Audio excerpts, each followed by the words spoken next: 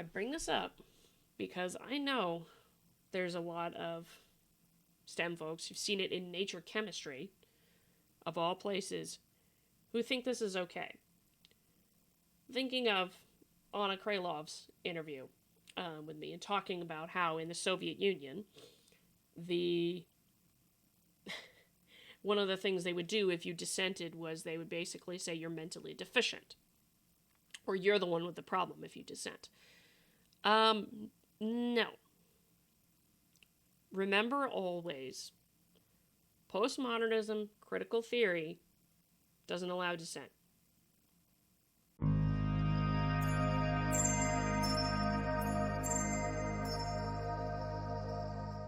I've said it many times that science is about the pursuit of the truth, not about power.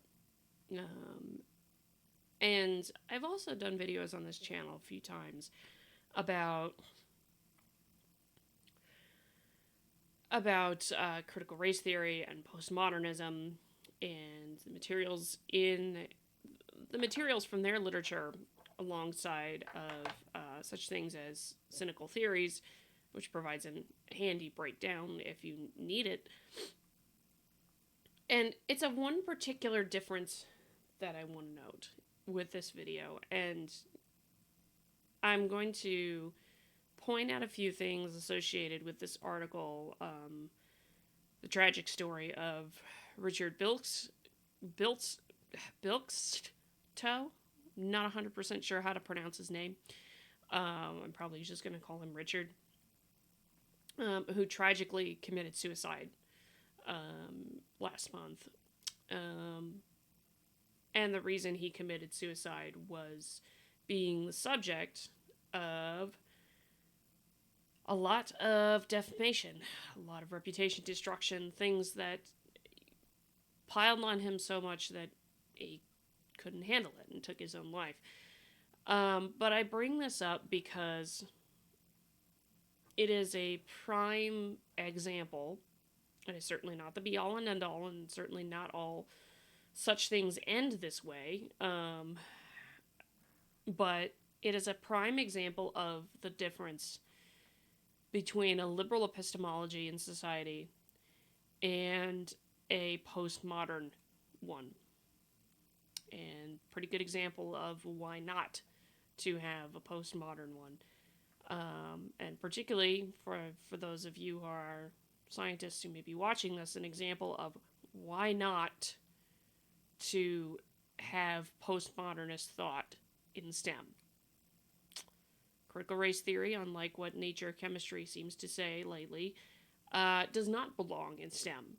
And it does not belong in any science, really, if your goal, as it should be with science, is the pursuit of the truth. Because the reason for that, as we'll talk about in a little bit and pulling some examples from this article, is that postmodernist thought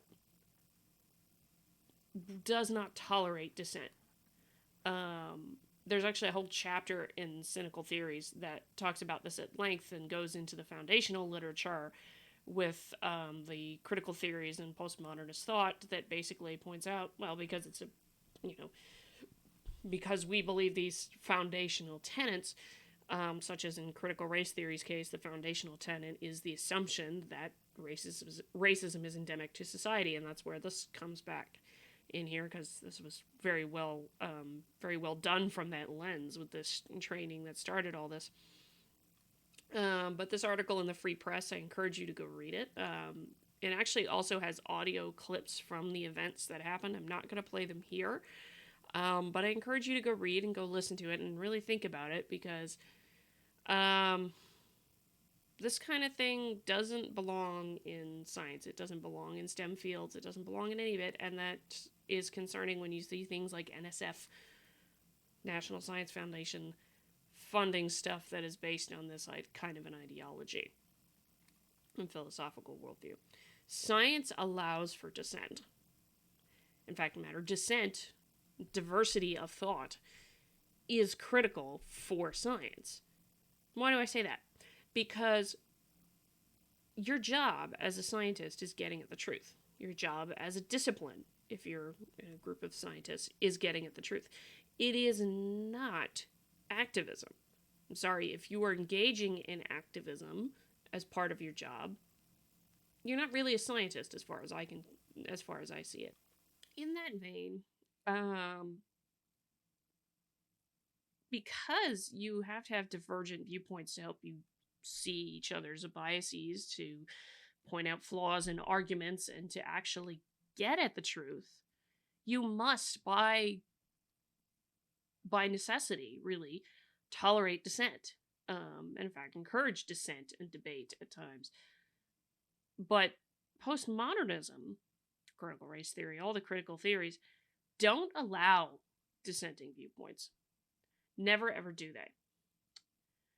To summarize it in brief, what happened in this case that makes it such an example of things that can go wrong is that Principal Richard here, because I apologize, I can't figure out how to pronounce his last name. Principal Richard here attended a DEI session, a series of DEI sessions, and at one point challenged the trainer, I use that word loosely here, with, pointing out studies about Canada, studies about the United States, studies about this and that actually somewhat undermine her arguments. And in a sense, he was not even allowed to finish presenting his case before the trainer basically attacked and defamed him. And what made it worse is that the institutions that should have come to his defense piled on, and the other people piled on, and that's what made it all the worse. So let me show you, for example, some of the commentary. So the trainer at one point declared, Canada is a bastion of white supremacy and colonialism. The racism we experience is far worse here than there, referring to the United States with there. Thompson acknowledged that this might be hard for Canadians to accept, explaining that Americans have a fighting posture against at least the monarchy. Here we celebrate the monarchy, the very heart and soul and origins of the colonial structure. It was at that point that Principal Richard put his hand up. Richard had trained in the United States. He was a devout progressive, and he was mystified by Thompson's comments. I just wanted to make a comment about the Canada-US thing, a little bit of a challenge to it. Citing Canada's public schools, tax regime, and socialized healthcare system, no doubt drawing on his own experience teaching in a predominantly black high school in Buffalo, New York, he said, "We are a far more just society." There was a momentary silence, and none of the other attendees waded in. Then Thompson laced into Richard. What I'm finding interesting is that in the middle of this COVID disaster, where the inequities in this fair and equal healthcare system have been properly shown to all of us, you and your whiteness think that you can tell me what's really going on with black people. Like, is that what you're doing? Because I think that's what you're doing, but I'm not sure, so I'm going to leave you space to tell me what you're doing right now.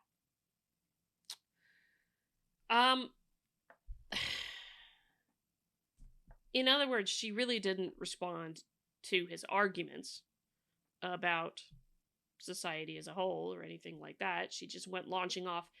And you notice the dehumanizing thing here. You and your whiteness. Here. Postmodernism brooks no dissent. Science does. One of the reasons why postmodernism has no place, critical theory, critical race theory have no place in STEM, is because they brook no dissent, and dissent is required. Dissent is a requirement. Diversity of thought is a requirement to do good science. It's an absolute requirement. Otherwise, I'm sorry, you're probably just going off in one particular direction and continuing down a path that may be correct and maybe not correct if you're doing science and you're not allowing dissent, or trying to do science without allowing dissent. And that's actually what happened here, is that she basically disallowed dissent. And when you read the foundational literature for the postmodernist ways of thinking about things, this is the lineup they have. They allow dissent, but you must already agree with the fundamental premise that racism is everywhere. In the case of critical race theory, for example. But if you don't, well, then they're free to dehumanize you as you see fit. And that's what started happening, is unfortunately, Richard then had his reputation attacked. The very people that he depended upon to stop that kind of harassment did nothing. And that was what was ultimately found when Richard filed suit against the Toronto District School Board. And, up until that point, they said so many things about him. He's experienced, effective, highly accomplished, proven your excellence in equity instruction, entrepreneurship, and student engagement, a leader amongst leaders, brilliant service. He listened, he cared. If you had a problem, he was going to do his very best to help you. Qualities that you want in an amazing educator. Qualities went on to make him an amazing educator, rather. After his retirement, he was a substitute principal, and then they were in desperate need of a principal, so what did he do? He jumped up to help. Things that were really good qualities of a person, but it didn't matter because he dissented. In that case, and postmodernists do not allow dissent. And that's where it's, again, postmodernism and critical theory, and I'm using this as an example because it is a nasty example of just how far it can go if allowed to continue down that route. So let's see. Continued. Okay, it was the day before. He'd actually just had his contract renewed the day before, kind of thing. It was the second session where that happened. Yeah. As white people, yeah, there's a whole bunch of stereotyping things that go on with critical theory. There's a reason I don't like it. There's a reason a lot of us don't like it. Reason it's fundamentally anti-scientific, number two, is that it makes presumptions about who you are on the basis of your race, or what you have experienced on the basis of your race, rather than your talent and ability. Yeah, here's the thing. Executive superintendent didn't back him up, actually somewhat implicitly targeted him for making the comment, trying to have a little bit of a conversation about something, trying to dissent and do better with that. Had a horrible effect on Richard himself. It sent the implicit message that he was automatically guilty. They went on to use this as a teachable moment in the next session. One of the ways that is any dissent is really just resistance and showing your white supremacy. It's a dehumanizing thing. Science doesn't do this. Postmodernism does. Postmodernism and critical theory does. Other attendees joined the pile-on. They called him the whiteness. Didn't even bother actually referring to him by his name. No one came to his defense either. No one defended the notion that, you should actually be accepting of different ideas and viewpoints on things.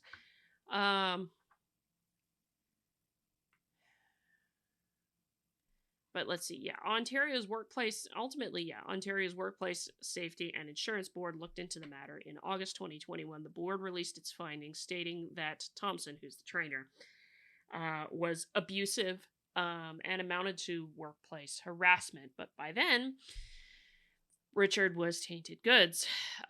His contracts were freezing up, and not a word from his former supervisors and colleagues. While he said some people were nice to him, for many others he was not politically popular to be seen or be around. Richard was above all an educator. His friends and colleagues said he didn't have a partner or children, but he cared deeply about his students, and he was worried about the impact of the new identity-focused politics in the classroom.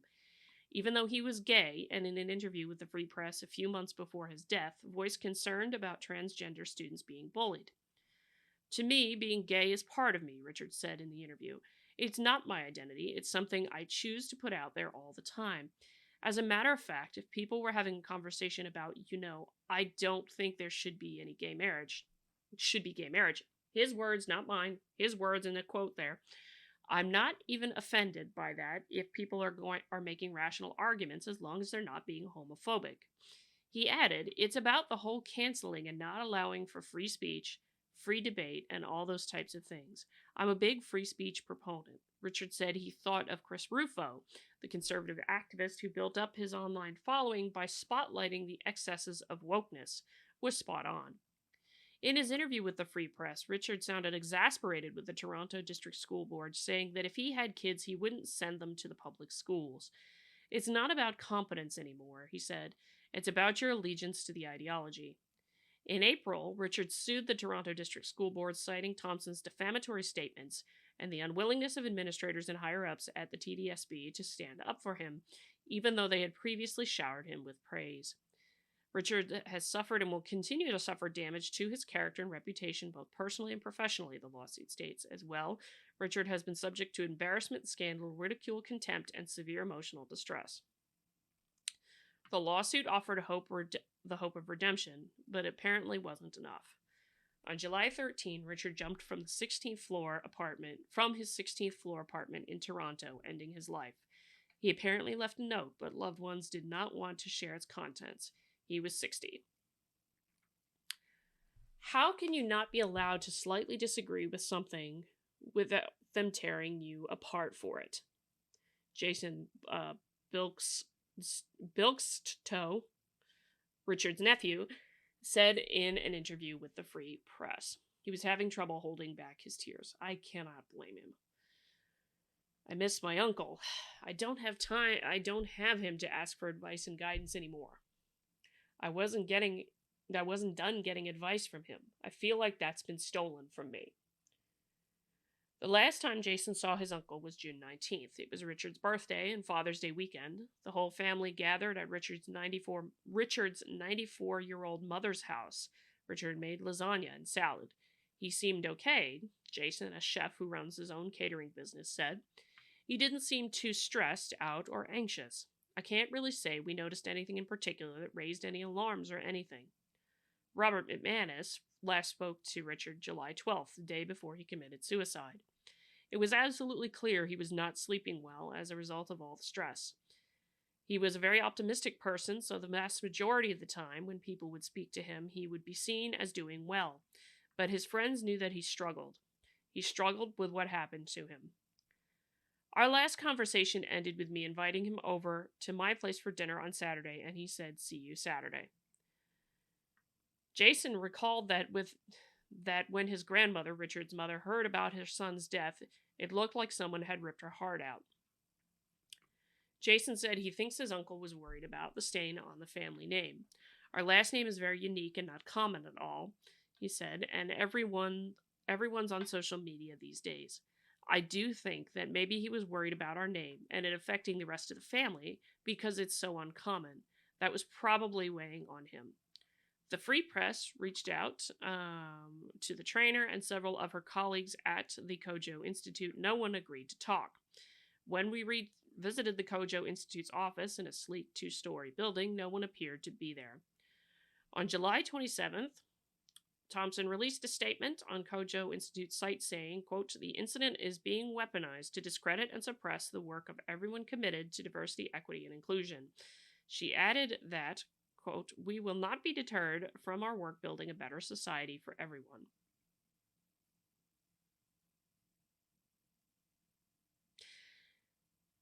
The only thing I can say there is no responsibility. Anyway. In the wake of Bilkszto's death, Ari Goldkind, a Toronto attorney, said the DEI consultants and all the businesses, nonprofits, and school districts that hire them are now on notice that these training sessions can have horrendous real-world consequences. There's a real possibility here that, moving forward, the DEI training sessions become much more litigious? I think that's the right pronunciation there, with attendees who feel put upon or hurt or maligned, dangerously maligned, meaning they're ostracized or rendered unemployable, striking back in court, Goldkind said. That's the lesson of this tragedy, that people are sick and tired of being isolated and cast out from polite society because they have the gall to ask a question or challenge the orthodoxy. It's been 2 weeks since Richard's death, and his friends can't believe he's gone. Once upon a time, Robert McManus said Richard was involved was the centrifugal force around which everyone in their circle revolved. He was the energetic one, the one who was always the most enthusiastic about whatever anyone else was up to. And then he seemed lost, Michael Tepper said. He'd gone to Mexico earlier this year to get away from the madness. But when he came back, Tepper said the madness was waiting for him. McManus said, "It's hard to imagine my life without him. I'm saddened that, in his moment of need, no one defended Richard. Had it been someone else," McManus said, "he would never have sat silently by." I bring this up because I know there's a lot of STEM folks who've seen it in nature chemistry, of all places, who think this is okay. Thinking of Anna Krylov's interview with me and talking about how in the Soviet Union, one of the things they would do if you dissented was they would basically say you're mentally deficient, or you're the one with the problem if you dissent. No. Remember always, postmodernism, critical theory, doesn't allow dissent. Doesn't allow dissent. And yeah, for most folks, it probably doesn't end that badly to the point of you wanting to commit suicide. But it does result in a lot of self-censorship with these kinds of things going on. Fact matter, I think they talked about it in this article. All of that makes postmodernism, makes critical theory, if you remember nothing else, all of that, the intolerance for any dissenting viewpoint, anything, even the slightest, because this was actually a very slight disagreement, any dissent in the slightest is viewed in is never allowed in a postmodernist critical theory worldview. Never allowed. That makes it by itself fundamentally anti-science. Postmodernism, critical theory, has no place in science. And to make the point, I mean, this is a K through 12 principle, but it's certainly not the only case, because of course you can go back to Fire. And yeah, he wasn't subject to the DEI related things, but Professor Adams, of course, at UNC Wilmington, committed suicide in 2020 because of the amount of harassment he endured.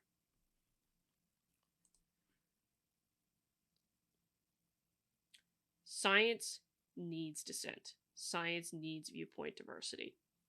Postmodernism, critical theory, activism can't tolerate it. Postmodernism is antithetical. It is anti-science. There's the tweet of the day. Let me know what you think. Hit the like button on the way at the door, comment on the video, share the video, subscribe to the channel, all that lovely good jazz. Until next time, I'm Adrian. May you stay curious, everybody.